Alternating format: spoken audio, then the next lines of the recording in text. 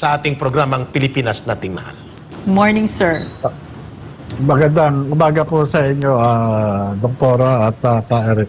Yes, sir. Maraming salamat. Mabuhay po kayo. At kinikilala ng sambayan ng Pilipino ang inyong katapangan na manindigan para sa katotohanan at para sa interes ng mamamayang Pilipino, hindi sa kung ano paman. Sir, were you able to initially reveal the important components of your testimony kahapon, or may mga dapat pang marinig at gusto mong iparinig ngayon sa mamamayang Pilipino ang gusto mong ipaabot na mensahe why you are putting on the line your life, your comfort, your safety, and your family sa ganitong kabigat na revelation? Makikinig ang sambayan ng Pilipino, Sir Jonathan Morales. Una-una po, no, yung pagkaka-release nung mga dokumento, hindi ko naman po kagustuhan yun, at bigla lang itong na post sa social media. Ang unang tanong ko doon, bakit? Pati ako nadamay. Hindi ko po kagustuhan itong mga nangyayari na to. Kaya lang, dumating yung pagkakataon na kinakailangan ko magpasya at magsabi ng totoo, dahil ako din ang maiipit. Dahil ito nga itinatanggi ng pamunuan ng PIDEA. Pero sa katotohanan naman, talaga naman tong nag-e-exist. Unang-una, ito talagang binanggit na ng Pangulong Duterte. Ako, naiintindihan ko yung mga dati kong kasamahan kung saan sila nanggagaling, dahil mamimili talaga sila kung ako o yung si General Lasso. Sa akin, ano ba ang mapapala nila? Yes. Wala silang mapapala sa akin. Kaya General Lasso, kung pipiliin nila, mananatili sila sa trabaho nila. At maari na magkakaroon pa ng kung ano mang benepisyo na maaari na nilang matamo. Dahil nangyari na po sa akin yan, sa pagsasabi ko ng katotohanan, ang ginawa po sa akin ay natanggal po ako sa trabaho. Yes. At yun naman, yung pagsasabi ko ng katotohanan, hindi lamang po ako yun. 3 po kaming ahente.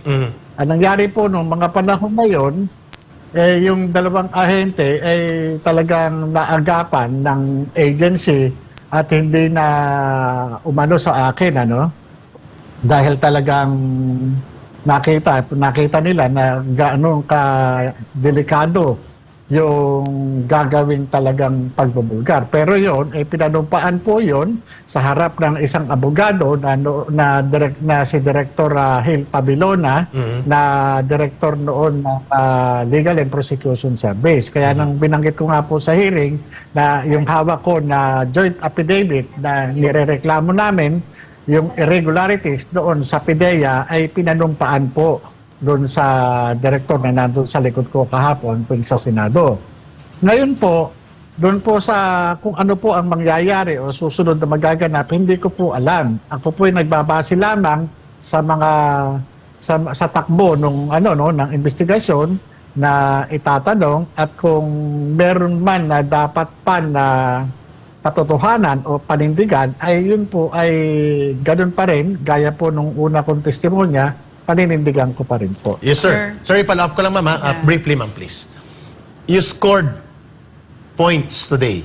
Ngayong umaga, nakapanayan namin si Senator Bato de la Rosa. He believes na ang dokumento ay authentic na ginawa mo with your direct live testimony and positive assertion na yung dokumento na yan ay sa akin. Among other physical evidence examination na ginawa niya bilang isang police din na Batikan kagaya ninyo bago kayo mag-PIDEA investigator.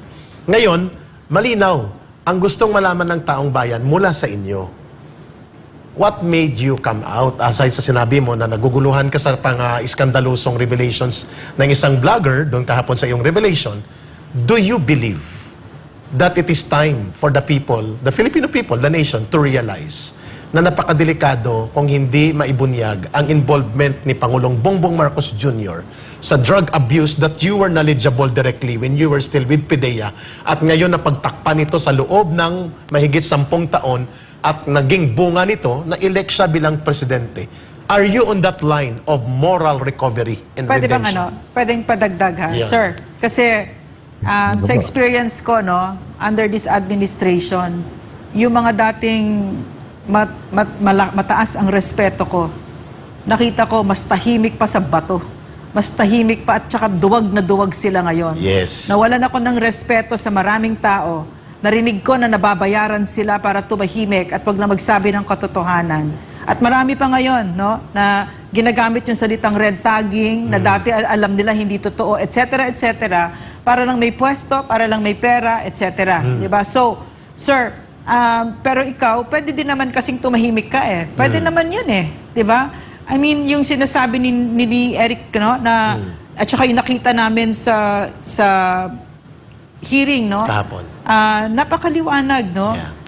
Besides your courage, no? Napakaliwanag kung sino ang paniniwalaan namin, kung kredibilidad. Na napakaliwanag din ng pagsisinungaling ni D.G. Lasso, who is a personal friend of ours. So, ang tinatanong namin dito, Yes. gaano kahalaga dito sa iyo? Bakit mo pinipili ang landas na ito? At in-identify mo ang pananagutan ng Pangulong ito Yes. mula noon hanggang ngayon, ito ba'y para i-recover ang dangal at integridad ng opisina ng Pangulo at isalba ang bayan? Ganon po ba ang direksyon ng inyong pagtataya ng inyong dangal at buhay? Ganito po yun. Doon po doon sa tanong ninyo, no, bakit yung iba na mas piniling tumahimik na lamang kaysa kaysa ipaglaban yung issue o makailan dito sa issue na ito. Hindi po natin sila masisisi. Sapagkat sa kanilang sa kanilang pamumuhay, mas pinipili nila yung kapakanan at seguridad ng kanilang pamilya. Hindi po natin masisisi. Sapagkat alam naman po natin na kakaiba itong impluwensya ng kasalukuyang gobyerno. Kapag ikaw ay sumalangsang o talagang inangyari nga po dyan sa inyong istasyon, Yeah. kahit na ang sinasabi walang sapat na basihan, nagkaroon ng agarang pagpapasya para magkaroon ng ng indefinite suspension. Pero yun yung doon sa parte na yun, nasasabi ko lang dahil nga isa ito doon sa mga isang nakikitang halimbawa. Ngayon, dito sa yung sa aking paglabas, dumating ako doon sa point, magmula nung makita ko at masabihan ako dito tungkol dito sa inilabas ni Maharlika. Kung mapapansin nyo, yung pagitan ng pagkakatuklas ko sa pagkakalathala nitong mga confidential documents na ito, umabot na humigit kumulang 5 araw. Doon, yung sa loob ng 5 araw na yun, magmula nung matuklasan ko ito, ay nagkaroon ako ng pakikipag-usap doon sa dati kong kasamahan. At ito, dumating doon sa point na sinabi na i-deny ko yan, i-deny na lang natin yan. Yes. At para wala nang gulo. Ngayon, doon sa pag-deny na yon, para wala nang gulo, ako bilang nasa labas at sila nasa loob. Ano na lang ba kadali na ang isang accountability o isang pananagutan, basta na lamang nilang itatanggi, makaligtas lamang. Hindi man lang ba nila iniisip ang magiging kapahamakan ng taong naging parte ng trabaho na yan. Tignan ninyo, ikaw, nandiyan ka sa loob. Mayroon ka pang inaasam o pinoproject na kinabukasan. Profesional at personal. Yung kasama mo nasa labas. Pero alam mo yung trabaho na yan. Bakit hahayaan mo yung kasama mo na alam mo yung trabaho na yan? Kung ba yung kasama mo, siya lang ang nakapirma at ikaw hindi nakapirma, okay lang? Ibig sabihin, okay lang sa'yo na mamatay yung kasama mo na yan dahil wala na siya dyan sa loob ng ahensya na yan. Yan yung isa dun sa Kaya dumating sa akin sa punto na magpasya at sabihin ang totoo sa aking may bahay. Oh. Ang aking may bahay mula umpisa ng aking panunungkulan sa gobyerno, hindi po siya nakikialam sa aking trabaho. Kaya kahit may dumarating yang mga kasama ko na yan sa trabaho dito sa bahay, tinatanggap po sila ng tao ng aking may bahay. Pinakikiharapan po sila. Talagang pinakikisamahan. Pero, kailanman hindi siya nakikialam sa usapang trabaho. Dumating po dun sa point na sinabi ko, Mama, may problema ako. Merong presenta ito, panoorin natin. Kasi nagkausap kami sa telepono nung kasama ko.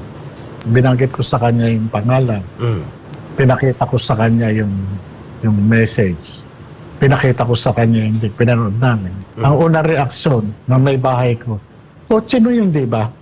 Kasi binanggit yung unang controlling letter ng kotse ko. Yes. Tama. Sabi niya, paano yan? Sabi niya ganun. Totoo ba yan? Yun ang tanong niya sa akin. Totoo ba yan? Sabi ko, Mama, yung ano na yan, ako nakapirma dyan. Sabi ko. Sabi niya, paano yan? Nakausap na ba si, sabi niya, si Francia? Sabi ko, oh. Ano sabi niya? Tanggi na lang daw namin. Sabi ko sa kanya. O tanggi nyo na lang. Sabi niya kung pero hindi ka ba mapapahamak? Yun ang sabi niya. Ano ko ang problema? Pag tinanggi ko ito at nakuha nila yung original na dokumento at dinala doon sa question document ng NBI o ng PNP, ikukumpara yung pirma ko at saka yung hawak nilang dokumento. Alam mangyayari? Di makakasuhan ako ng perjury. Kaso na naman, sabi niyang gano'n. Hindi ka pa nga nakakabangon sa mga kinakaso sa'yo ng mga kalaban mo dyan sa PIDEA. Sabi ko, paano ang sabi ko sa kanya, araw-araw, hindi siya mapakali, bantulot siya. Ano ba naman yung pinagpapapasok mo? Sabi ko, Mama, trabaho ito. Hindi ko yan, matagal na yan. Bakit ginagamit na ganyan? Sino nagpalabas niya? Hindi ko rin alam. Sabi ko sa kanya. Hindi ko alam. Tapos sabi niya, ikaw kung ano-ano kasi ang pinapasok mo. Sabi ko, Mama, matagal na akong wala nga akong dyan. Hindi ko sabi ko ganun. Tapos dumating yung sabi niya, ba't hindi ka nalang sumulat dun sa hanggang sa napagpasyahan namin na sulatan si Director General Lasso, sabihin sa kanya na wala akong kinalaman. Kasi talagang walang ibang pagbibintangan kundi ako. Kasi ako yung nandun nakapangalan. Madaling nagpalusot. Yung ibang kasamahan ko dyan, madaling magpalusot na wala sila accountability kasi wala silang pirma. Wala silang pirma. Talagang ako maiipit. Kaya sumulat ako. Sinabi ko sa kanila na hindi ako nagpakalat ng dokumento na yan. Pero yung dokumento na yan, ito yan. Pinaliwanag ko kung anong nangyari dyan. So yun po yung nung nasulatan ko, gumaan yung pakiramdam ko. Umaasa ako na ipatatawag ako ng Philippine Drug Enforcement Agency para at least magkaroon ng kaliwanagan. Kung sino yung pagkalat, paano kumalat, paano lumabas, saan nakalagay ito. Pero wala po ako natanggap na patawag mula sa Philippine Drug Enforcement Agency. Okay. Tinapiparnis ko po ang Office of the President dahil sila po yung nasa ilalim po nila, yung Philippine Drug Enforcement Agency. Pwede po nilang utusan ang kahit naman sino ahensya para magsagawa ng investigasyon patungkol po dyan sa mga dokumento na yan. Pero wala din po akong hanggang sa nagpasya po ako na sulatan din ang ang Blue Ribbon Committee at saka yung Public Order and Safety and Dangerous Security. Drugs. Kasi nga doon po sa mga dokumento na post ni Maharlika, Ang isa doon sa mga nakakatakot doon ay yung information o yung classified information na nilalaman ng dokumento na yon na nag-circulate sa social media. Ngayon, nagtataka lamang ako dito kay Director General Lasso. Sa halip na i-address niya ng tama yung problema sa pagkalat ng dokumento at dun sa mga tao na naandoon. Ang ginawa niya, nagbistula siyang abogado nung personalidad na naandun sa dokumento na subject ng dokumento na yon. Kaya nagtataka ako sa kanya, bakit ganon? Parang kakaiba yung mandato dun sa kanyang ginagawa. Kasi ang kanya naging reaksyon, dinismiss niya na ang dokumento peke. At parang ikaw pa ang inoperate at inatake.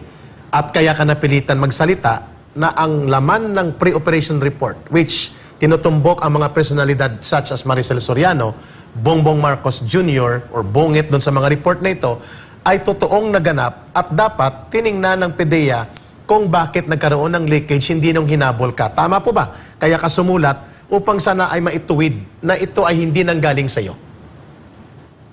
Dalawang bagay po no?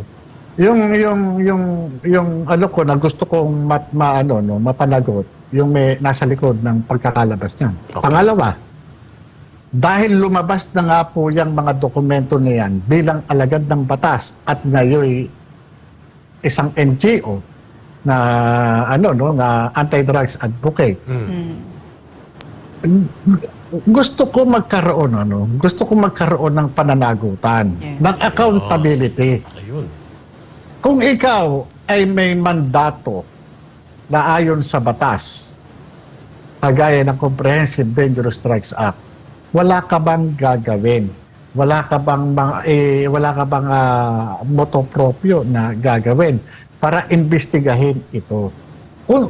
Yung mga lumalabas na issue patungkol doon sa di umano'y paggamit ng illegal drugs ng Pangulo, wala ka man lang bang gagawing hakbang katulad ng ginagawa laban sa mga ordinaryong tao na nire-report na sinasabing involved sa kalakaran o sa paggamit ng illegal na droga? Tama. Kumbaga sa ito, ang batas ba natin magkaiba? Valid question. Pagka ikaw, kung ikaw ba ay mahirap o ordinaryong tao, sakop ka ng batas. Valid. Kung ikaw ba ay nasa mataas na posisyon o nasa mayamang angkan ka o nakakariwasa ka, exempted ka. Ilang beses kung binabasa ang probisyon ng Republic Act 9165, ito ay ginawa, in-address para sa kahit na sinong tao na lumalabag Sa batas.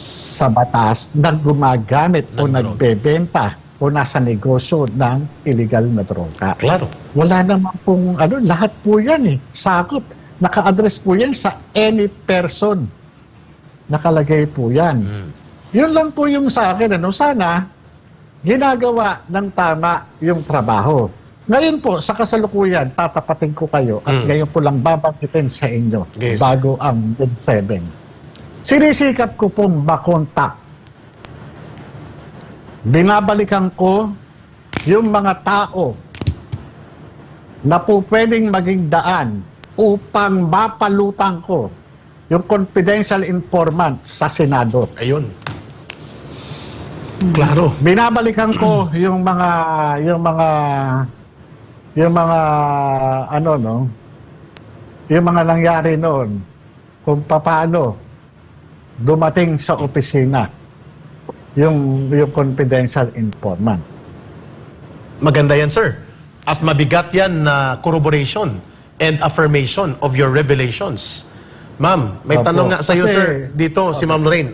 Hold your line at mag-interact siya sa'yo. Sir, yung parang sa akin, kahapon pinapanood ko kayo, parang for me the best part, yung best part na sinabi mo, yung minention mo yung pangalan ni Bongbong Marcos. Exactly. Kasi nga yung sinabi mo na nobody is above the law. Lahat tayo ay pantay-pantay sa batas. So, bakit hindi natuloy itong drug bust na ito?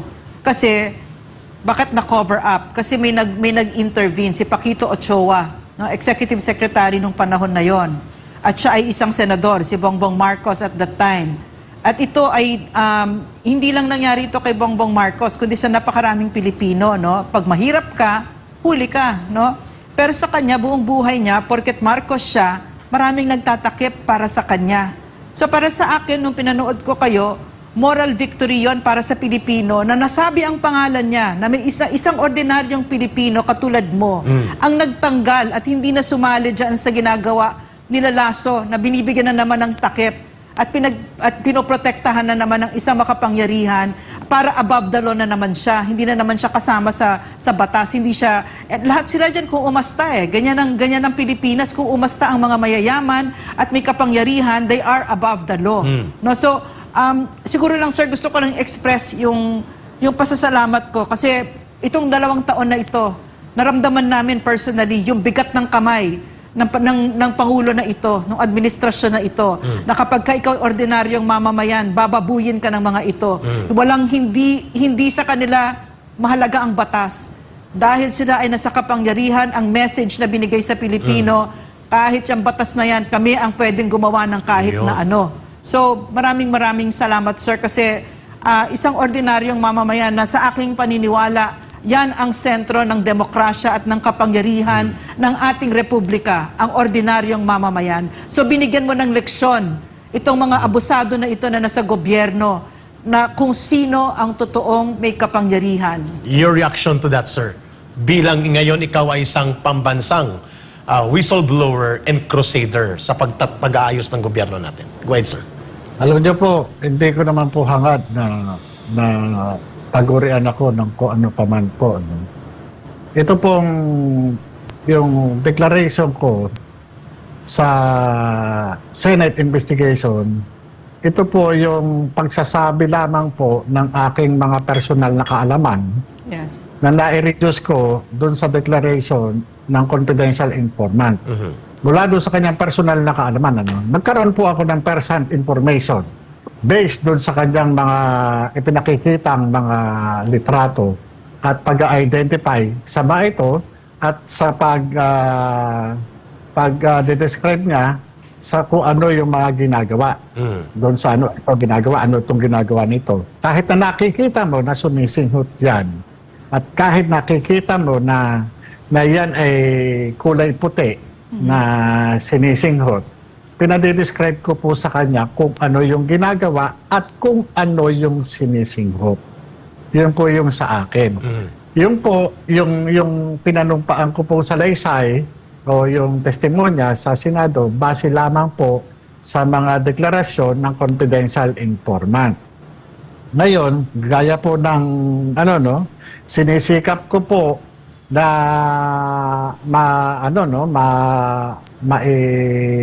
ma-contact yung tao na aking na-interview, nakuna ng salaysay, para siya mismo yung magsalita doon sa Senado.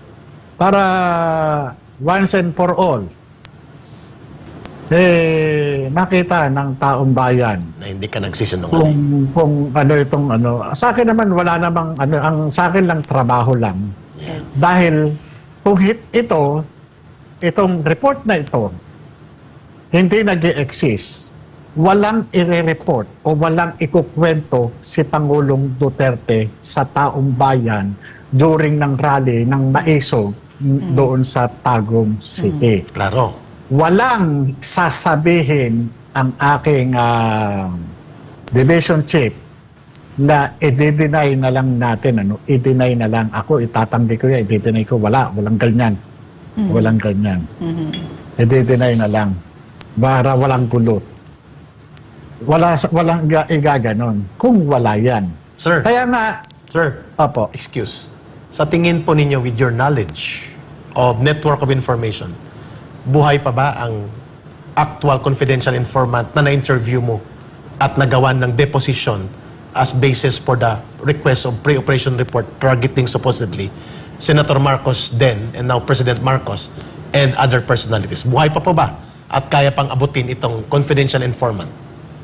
Sana po. Sana po. Ayun. Narinig niyo sir- mga kababayan. Oo, yung kahapon, no, another thing parang very embarrassing for me to watch, no. At saka also nice to watch, yung kayo, parang alam na alam ninyo yung trabaho. No, alam na alam ninyo, bawat galaw, tsaka trabaho lang, no, sinasabi mo parate. Gustong-gusto ko yun kasi yun yung parang motto namin noon kay President Duterte nung kami nagtatrabaho, no. Lagi kaming, trabaho lang tayo. Trabaho lang tayo. Kahit ano iba to, basta trabaho lang tayo. Pero kahapon pinapakinggan ko si DG Lazo, no. Sakit niya pakinggan kasi parang hindi niya alam yung trabaho niya. At saka yung laging bumabalik ka sa mandato. Doon, yun mahalaga yun yung bumabalik sa mandato kasi nakita ko under this presidency, lumalayo na yung usapan ko pero gusto ko lang sabihin lang yon na napakahalaga, katulad kunyari ng PCO, Presidential Communications Office, hindi nila alam mandato nila, para nakakagulat masyado. No, kasi nakita ko ang leadership na ito, kahit siya hindi niya alam yung mandato niya. No, so it has become yung leadership, talagang apektado silang lahat. So, gusto ko makakita talaga ng lingkod bayan na alam niya yung mandato at yung trabaho niya. So, kahapon hindi ka malusutan kasi alam mo talaga kung ano yung sinasabi mo. Yes, sir. At dudugtungan kung binabanggit Yes. ni Ma'am Lorraine, sir, binigyan ng pagkakataon ang PDEA na i-demolish ka. No? In fairness, Right away, right no? away, demolition Yeah, job. demolition job. Denial, and then sinalangan ka ng 8 na magdi-deny ng iyong sinasabi, but you stood your ground. Yeah. And hindi nila natinag ang iyong direct assertion, personal direct knowledge, and revelations in spite na 8. Yung 8, sinabi nila, iwas talaga sila to confront you, but you were confronting them with your truth. Ang tanong namin ngayon doon sa observation na yan, Mr. Morales, you were very certain of the truth. Ikaw ba ay Doon po, doon convinced, sir? Konbinsido ka ba? Opo. Habang tinitipa mo, we will use your word, tumitipa ka sa direct investigation of the confidential informant doon sa kaso ng supposedly operations para arestuhin sina Marcos Jr., Maricel Soriano, among others, during the time of direct interview and up to the present that we're talking to you, and you are now at the Senate investigation, are you convinced that the President should have been targeted and executed with operations because you are convinced of the revelations of the confidential informant? You as an investigator, sir.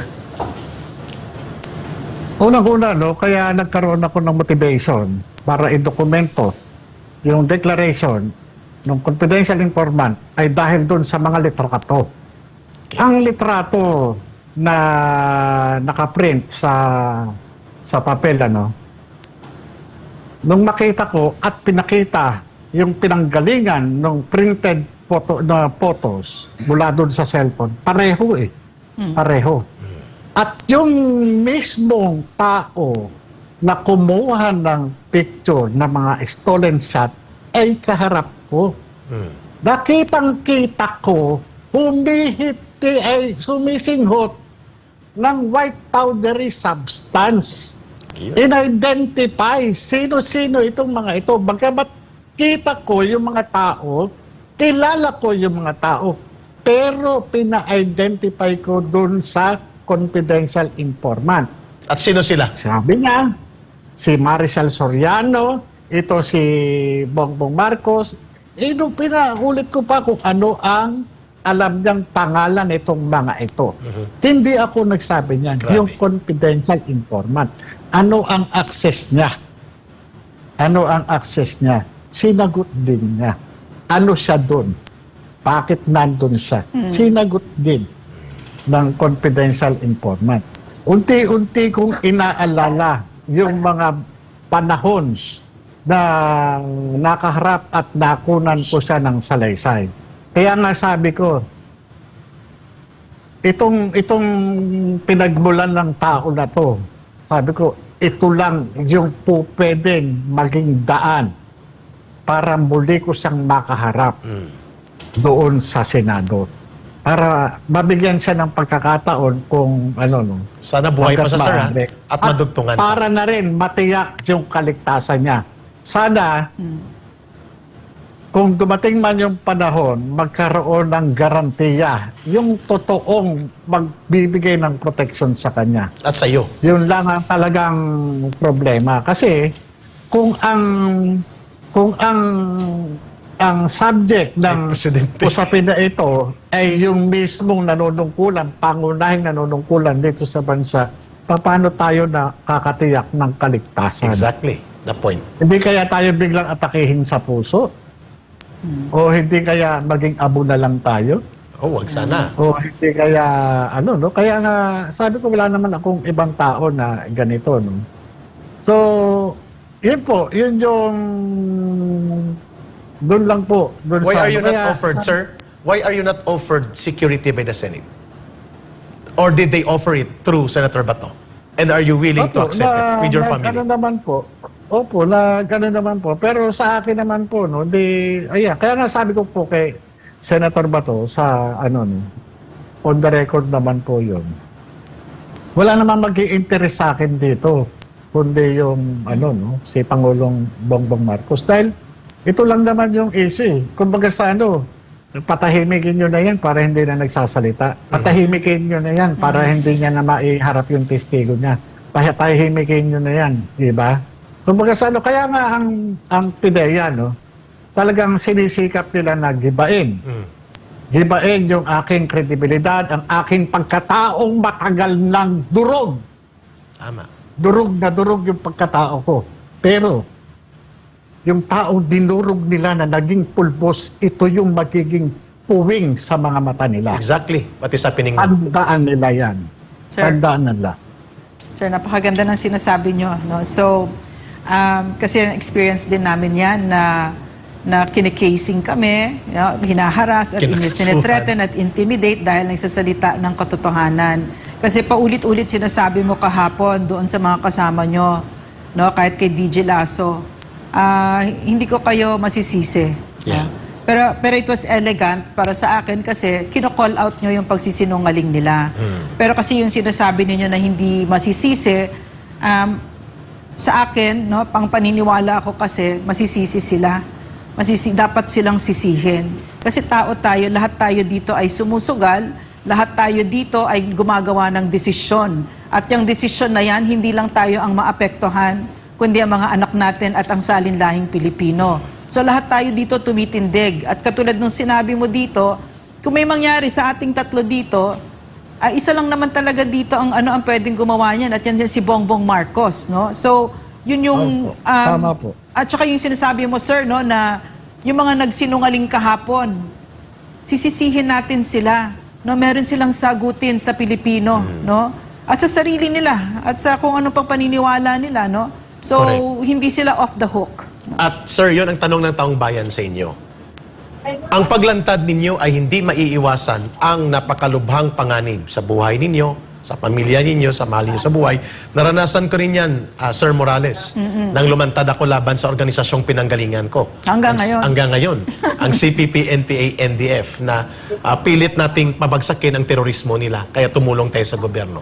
Ang tanong, sir, direktang tanong sa inyo, baka hindi pa ito na tanong sa inyo.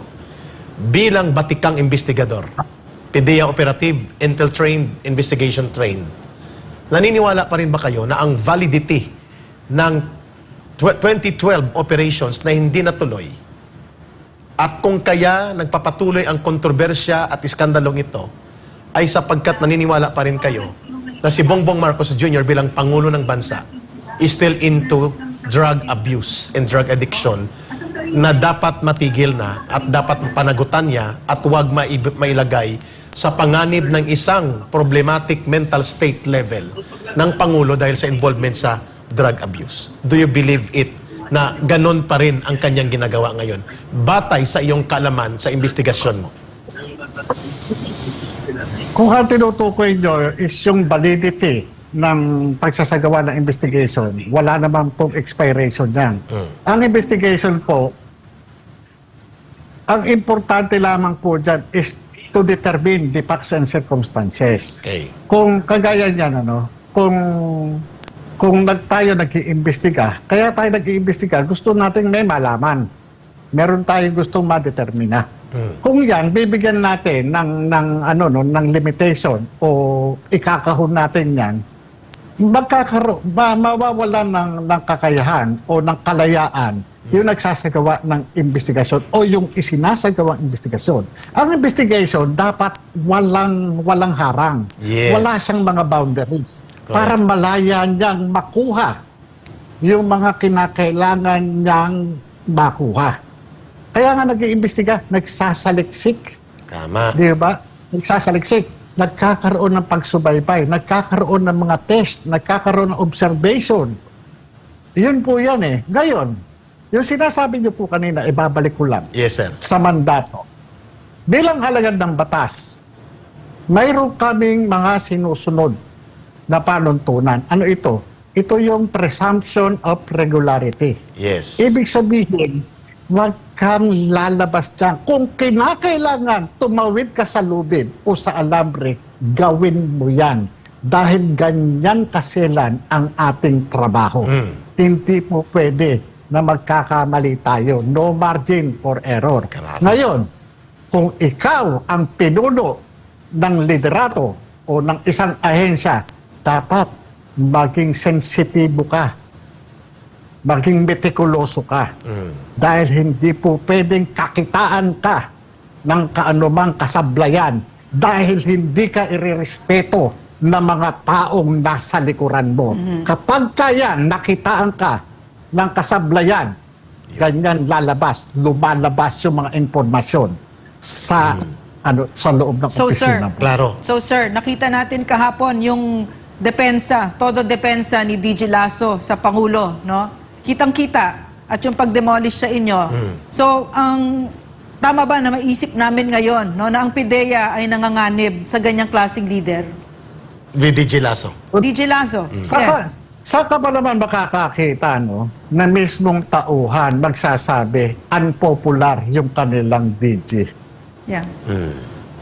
Di ba? Kumakalat ngayon, Saka sir. ba naman makakakita, magta-transfer ka ng tao, mag-a-answering back.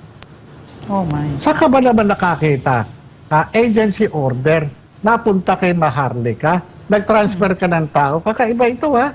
Grabe, ha? Kakaiba ito. Agency Sa order, PNP ba nangyari dyan? sa AFP ba nangyari yan? No. Tama. Ang agency order, may security classification yan na restricted. Yeah, internal documents yan eh. Hindi po pwedeng ano yan, kumbaga sa ano, kaya nga, ano yan eh, kung kaya bakit restricted dyan? Kasi nga, may mga itinatago dyan, may mga confidentiality, ano yan, ano, dahil na maaaring manganib yung buhay ng tao na magta-travel o na nare-reassign. Pwedeng abangan yan kung saan man, di ba? Nandyan yung, ano, di ba, shortest travel route, ganyan, o kung authorized ba, o ano, di ba? Tama ka. May mga ganyan yan eh. Kaya, Sir, may binanggit ka sabi maganda ko nga- kanina, sir, ha? Agawin ko na ng konti. May binanggit ka kaninang maganda. po. Ito, sir, ha? Ang magandang binanggit mo na ang investigation hindi pwedeng limitahan. Ibig sabihin, hindi pwedeng sabihin ni DJ Lasso at ng taga-PIDEA na 2012 pa yan eh. Matagal na yon, tapos na yon. Yun ba ang tumbok mo? That the investigation on the involvement of the President now and in his involvement 10 years ago in 2012 should not be limited if we are to ferret out the truth and to bring accountability to a very high office like the office of the President. Hindi mo pwedeng sabihin 2012 pa yun. Bakit mo pa kakalkalin?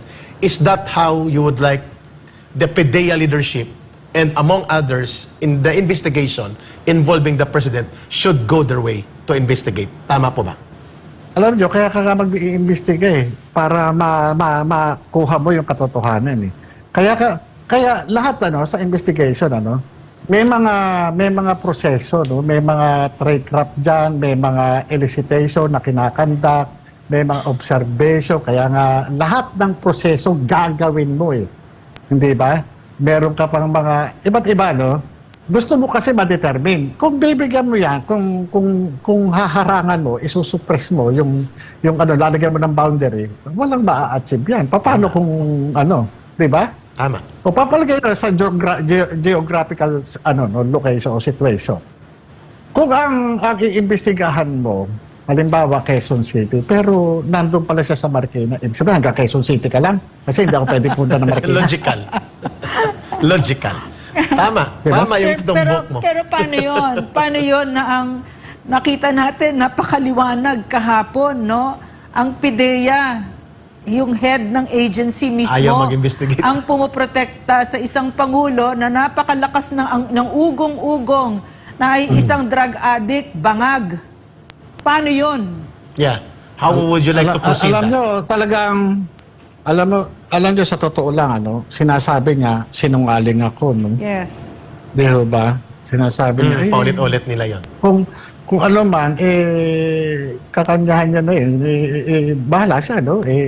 Ano siya kumbaga, sa ano, no? Kaya lang, nakikita ko naman, kung sinasabi naman niyang ginagawa niya yung mandato niya, ano ang tawag sa kanya kung hindi niya ginagawa? Sabi niya, ginagawa niya yung mandato. Kung ginagawa niya yung mandato niya, di inimbestigahan niya na yung discrepancy doon sa drug test. Isa yun. Nasa power ng PDEA, nasa Republic Act 9165, yung authority para mag-issue ka ng subpoena, duces tecum, and ad testificandum. Bakit duces tecum? Pag nag-subpoena siya doon sa drug testing facility, mapapasubpoena niya yung mga logbook, yung mga kung ano man yung dinaanang dokumento ng proseso ng drug test. Pati yung paglalogbook niya, pagpaproseso, kung ganito, ganyan, di ba? Ano yung nakasulat dyan. At testificandum, yung testimony ng doktor o yung pathologist niya, kung ano man, medical technologist, nandyan. Yung mga admin staff dyan, nandyan. Yun marami kang makukuha kung gusto mo. Kung gusto mong gawin yung mandato mo. Kaya nga, napaka-importante rito is yung presumption of regularity. Kung shortcutin mo, wala irregular, walang mangyayari sa atin. Di ba? Kagaya niyan. Kung ang mandato mo, sinunod mo, ginawa mo, hindi mo ako gaganyanin. Yes. Yan ba yung presumption of regularity? Ano ba ang trabaho mo? Mag-prosecute ng isang investigador na nagkaroon lang ng personal information mula sa declaration ng confidential informant? Ano ba trabaho mo? Abogado ka ba? Piskal ka ba? Para usigin mo yung isang nagpipresenta ng kanyang personal information doon sa isang investigation. Klaro. Kasi nga, diba, sir, magkatulad lang tayo na resource person? Kasi nga, sir, tingin ko, napaka-weak ng leadership natin ngayon na ang hinihingi, number one, loyalty kesa sa competence. So, yun nga nakita ko kahapon. Parang hindi niya alam yung mandato niya. At paulit-ulit ko nakita yan sa lahat ng mga ahensya. Pero ang mga pinaupo ay mga loyal. Talagang pagtatakpan talaga sila. So, ito yung crisis in leadership na nararamdaman natin ngayon. At ang tanong dyan, Ma'am Lorraine, kay Mr. Jonathan Morales, Sir, tinaya mo na dito lahat-lahat. Yeah. Tumaya na rin dito sila Senator Bato de la Rosa. Siya lang halos kahapon ang tumindig para sa inyo na mabigyan ka ng boses. Sinisip pa. Oo, at binabash pa siya. At alam natin, there will be political and other form of pressures against the senator. At handa naman daw siya. Gaano kayo kahanda at saan ito hahantong? Mr. Jonathan Morales, ang pananagutan ng Pangulo ng Bansa sa iyong mga nare-reveal ngayon ay nakasalang para hatulan ng taong bayan because we are not expecting PDEA to investigate their boss. Sabi mo nga, pero under the law, they have to do that. But under the convenience and expediency of retaining their position, hindi nila gagawin yon. Where do you like to see this? Nakikinig ang taong bayan kung bakit mo itinaya ang lahat dito sa revelations na ito at sa tingin ko, hindi ito matatapos at hindi pwede ito daanan lamang ng pananahimik at pagbawalang bahala ng Pangulo. Go ahead po, Jonathan Morales, sir. Yung pag-testify ko rito is upang patotohanan, panindigan yung mga first-hand information na nakuha ko mula doon sa confidential informant na merong personal knowledge doon sa alleged sa commission ng offense na tumutukoy doon sa di umano nefarious activity nitong sila politician Bongbong Marcos at actress Marisol Soriano at iba pa. Yes. Ngayon, dito sa kung saan man hahantong ito, kung ano man, saan man tayo pagparin ng tadhana sa ginagawang investigasyon na ito, mananatili po akong nakatayo sa paninindigan ko akin ng aking pag-ibig at pananampalataya para sa katarungan. Yun lang po yung aking mapapanindigan. Wala po akong maipagmamalaki o ano paman, kundi ang pinanghahawakan ko lang ay yung aking personal information Direct na idineklara sa akin ng confidential informant. Klaro. And everything will be settled, sir. Ano pa man ang pagsisinungaling at pag-demolish sa inyo, pagdi-deny nila, pagtatakip, when the confidential informant which we believe ay kaya pang abutin, dapat sa pagkatadhana ang magtatakda ng katotohanan ito, we believe na lalantad ito at patotohanan ang inyong mga binanggit na pagbubuo ng buong investigasyon na ito. People will be the judge now. Ano, sir, we usually reserve this for our soldiers, but I would like to thank you in behalf of the Filipino people. Sa panahon na ito, napakadilim, napakakonti ng tumatayo na may prinsipyo. Katulad ng sinabi ko sa iyo, no, lahat ng mga napakarami ng akala ko ay mga prinsipyado ay hindi pala. Meron pala silang presyo. No? At dahil lang sa pera, dahil sa takot, dahil sa whatever man, ay bumaliktad na at hindi na nagsasalita para sa bayan. So, in behalf of our countrymen, sir, na who cannot thank you personally, kami po ay nagpapasalamat dito, kami ni Eric, Yes. buong SMNI, no, maraming salamat, sir, sa tapang at sa pagmamahal mo sa bayan. Mensahe po ninyo, Opo. sir, at panawagan sa sambayan ng Pilipino. Huwag po kayo magpasalamat sa akin. Magpasalamat po tayo sa Diyos. Kasi ito blessing in disguise. Kaya tulungan nyo rin akong manalangin. Yes. Na sana yung mga nasa likod na nagdala nitong confidential informant, puntahan nyo ako sa bahay. Isama natin mismo yung confidential informant. Alam ko, nanonood ka. Ayoko lang manganib ang buhay mo, ayoko sa akin magmula. Ayoko manganib ang buhay ninyo. Alam nyo yan. Alam nyo yan. Alam nyo yan. Yes. Ayun. Kayo yung ako nandito, walang labis, walang kulang. Kung ano yun lang yung naging parte ng trabaho ko, yun lang. Ngayon, darating at darating ang araw, baka kayo matunton, baka ikapahamak nyo. Mamili kayo. Hindi ko sa tinatakot kayo. Mamili kayo. Mas masarap magiging maalwan ang pamumuhay natin kung magsasabi tayo ng katotohanan. Exactly. Kasi naisulat ko na sa papel yan Exactly. Naisulat ko. Hindi man natin makuha yung mga dokumento. Alam ko ikaw, may kopya kanyang affidavit mo. May kopya ka. At may kopya ka pa dyan sa cellphone mo. At hindi naman sa alam mo yung sinasabi ko. Dahil gusto mo lang noon marehab. Diba? Gusto mo lang naman noon, diba, marehab? Ayun. Diba? Sana nakikinig Pero sa sir. yun, sana mag-isip ka. Kasi baka mamaya may gawin silang masama. Mag-isip ka. Ayun. Mga kababayan, narinig po ninyo si Ginoong Jonathan Morales.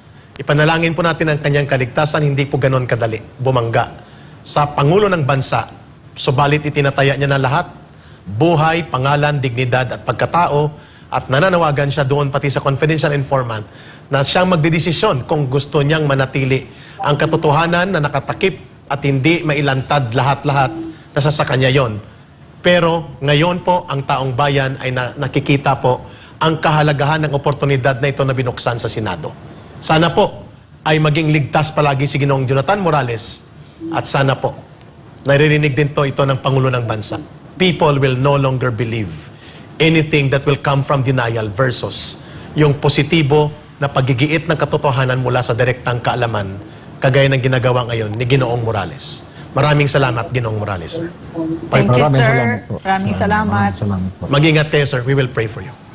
Mga kababayan, Ma'am Lorraine, It's wonderful to be in the face of someone who has courage and principle, and kasi talagang medyo in low supply ngayon yun yung mga taong may prinsipyo at may dignidad, no? At may pagmamahal sa bayan. So Wala, natutuwa lang ako makakita ng ganun. I'm very proud, no, pag nakakita ko ng ganyan. Nakikita ko kay Sir Morales yung totoong muka ng Pilipino. Yeah. Kasi tayo yan eh. Tayo talaga yan eh. Hindi yung itong mga yan, sina Paduano, tayo ba? Hindi ako yan. Si Tambunting, ako, hindi ako Si yan. J.J. Suarez. Ako, Maria Jose.